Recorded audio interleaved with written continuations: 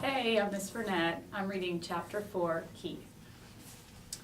Ralph did not know how much time had passed before he was awakened by the lamp on the bedside table shining down on him. He squeezed himself into the tiniest possible ball, wrapped his tail around his body, and tried to make himself as thin as the apple core. "My motorcycle!" shouted the boy, the very first thing. "Somebody stole my motorcycle!" "Uh-oh," thought Ralph. "It won't be long now." "Nobody stole your motorcycle," answered the boy's mother from 216. "It's around someplace. You just mislaid it. You can find it in the morning. You'd better get ready for bed now." "No, I didn't mislay it," insisted the boy. "I put it right here on this bedside table, beside my sports car." "You'll find it someplace," said his mother, not much interested. Boys were always losing things. While Ralph cowered behind the apple core, Keith opened the drawer of the bedside table and slammed it shut. He jerked back the bedspread and yanked the pillows off the bed and threw them back. Then he got down on his hands and knees and looked under the bed and the table. Ralph wrapped his tail more tightly around his body. "Here it comes," he thought. The boy's face appeared in the opening at the top of the wastebasket.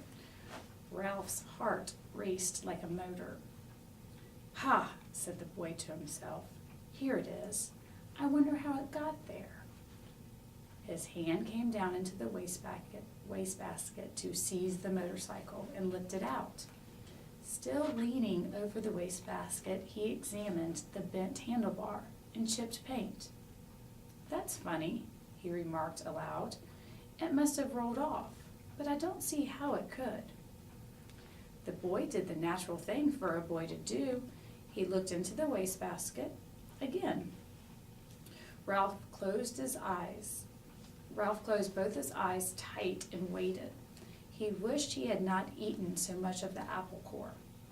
If he had not been so greedy, the core would have been thicker and he would have been thinner. "Hey," whispered the boy, very much surprised. "How did you get in here?"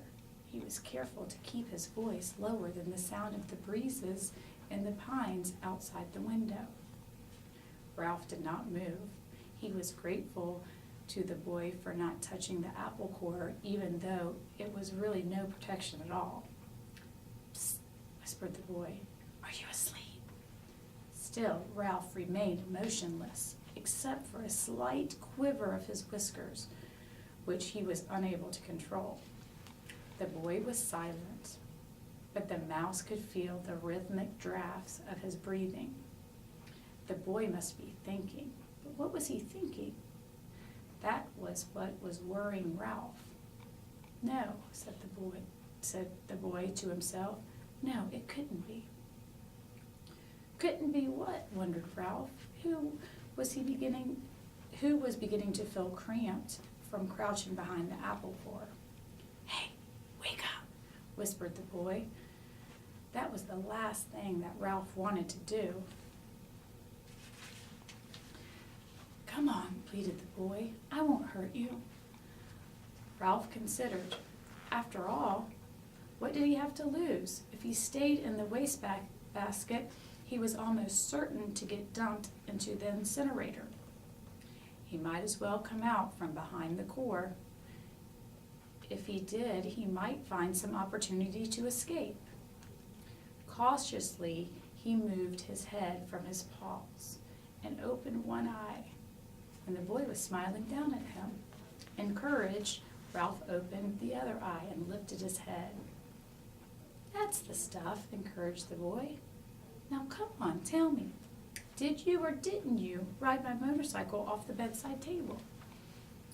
This took Ralph by surprise. He had not expected the boy to guess what happened.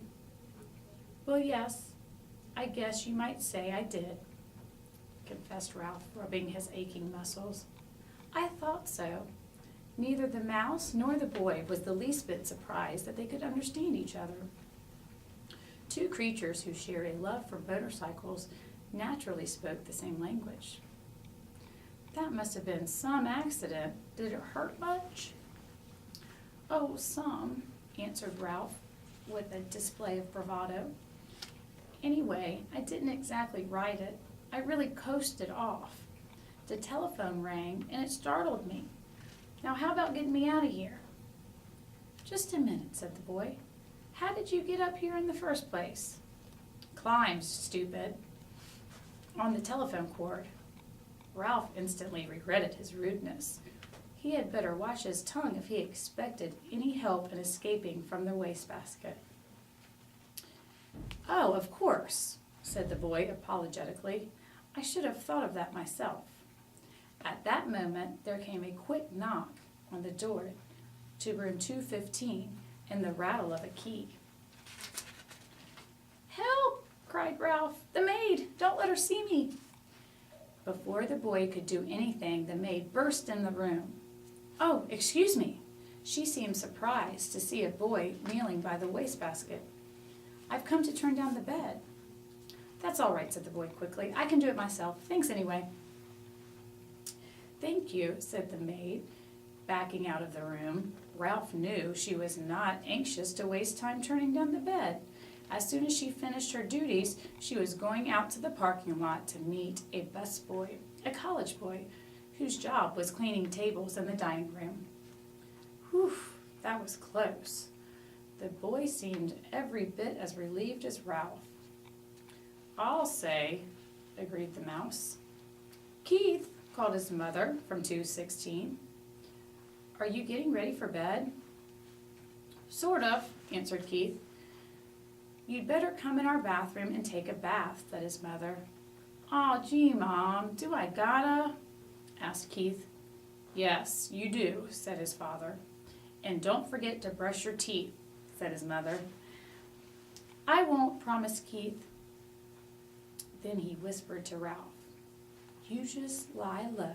I'll hurry and take a bath and get into bed and turn out the light. After Mom comes and kisses me goodnight, we can talk some more. Lie low indeed. Ralph was indignant. He couldn't lie much lower if he wanted to, and he certainly did not want to sit around waiting to talk. He wanted to get out of that wastebasket. Once he was out, he would see about talking, but not before. Ralph could hear the boy splashing in 216's bathtub and then hastily brushing his teeth in 215's wash basin. After this, there was a sound of a suitcase being opened and clothes dropped on the floor. The boy hopped into bed, and to Ralph's relief, the light was turned out. In a moment, Mrs. Gridley came in to kiss her son good night. Night, Mom, said the boy, sounding as if he were already drowsy. Good night, Keith, said his mother. It looks as if we're going to have to stay here a few days. Your father refuses to budge. That's okay, muttered Keith, giving the impression he was almost asleep. Good boy, said his mother. You're a good sport. Good night, son, said the boy's father from the doorway between the two rooms. Keith did not answer. Instead, he breathed slowly and deeply, and, as Ralph thought, a bit too noisily. There was no sense in overdoing things. As soon as all was quiet in the next room, the boy swung his legs out of bed, fumbled around in the suitcase, and shone a flashlight into the wastebasket. Almost blinded by the unexpected light, Ralph held his paws over his eyes. Hey, cut that out! He could not remember to be polite. Oh, sorry. The boy laid the flashlight on the bed where its beam shone across the wastebasket rather than into it. That's better, said Ralph. Now how about getting me out of here? As an afterthought, he added, please. The boy ignored the mouse's request. How would you like to ride my motorcycle? He asked. Ralph's heart skipped a beat like a motor missing one cylinder. The mouse-sized motorcycle really would run after all? and there was one thing certain. Since the motorcycle really would run, the boy could not expect him to ride around in the bottom of a wastebasket. Sure, Ralph tried to sound calm. The important thing was he was going to get out of this prison. He braced himself, dreading the touch of the boy's hand on his fur. To Ralph's surprise, the boy did not reach in and grab him. Instead, he slowly and gently tipped the wastebasket on its side, permitting Ralph to walk to freedom with pride and dignity. "Thanks," said Ralph, genuinely grateful for this consideration. "I believe you're okay." "Sure, I'm okay," said the boy, setting his motorcycle down beside Ralph. "Did you think I wasn't?" "Well, you never can tell." Ralph put his paw on the handlebar of the motorcycle. "It's a real beauty, even with a bent handlebar. I'm sure sorry about that." "Forget it," said the boy reassuringly. "It won't hurt much. The motorcycle will still run."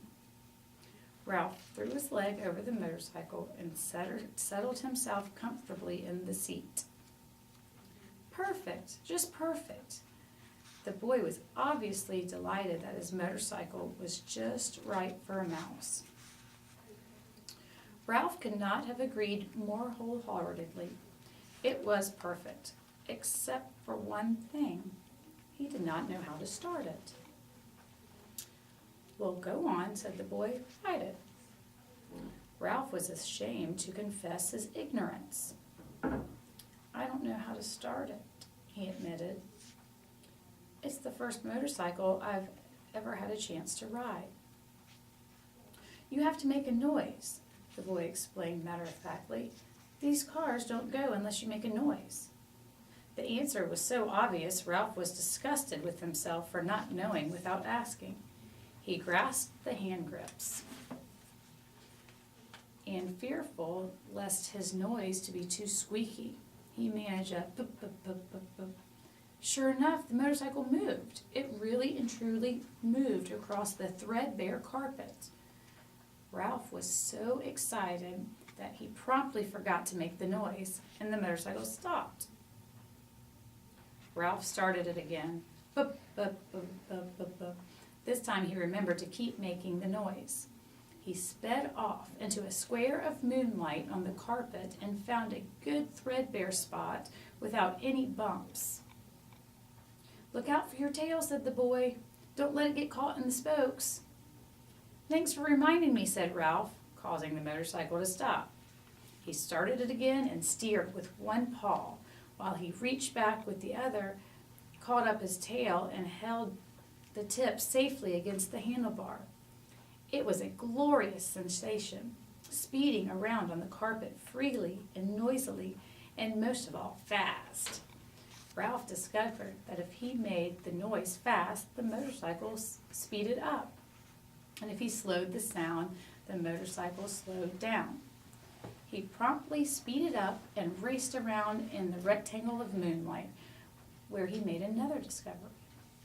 When he ran out of breath, the momentum of the motorcycle carried him on until he could take another breath.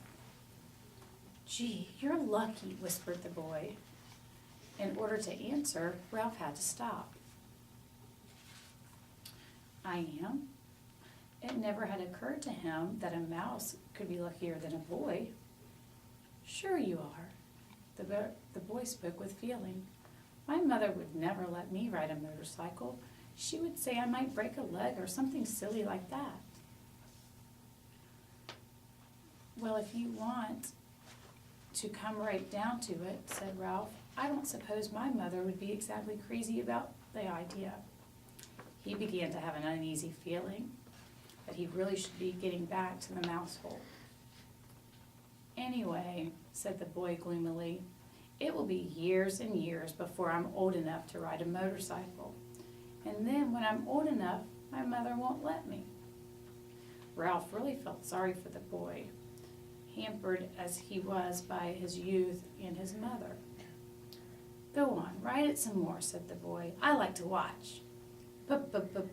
Ralph started the motorcycle again and rode around in the moonlight once more, faster and faster, until he was dizzy from circling, dizzy with excitement, dizzy with the joy of speed.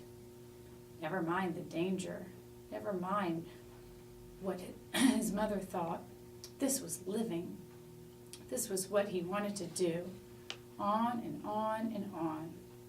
Lucky, whispered the boy with envy in his voice. Ralph did not answer. He did not want to stop.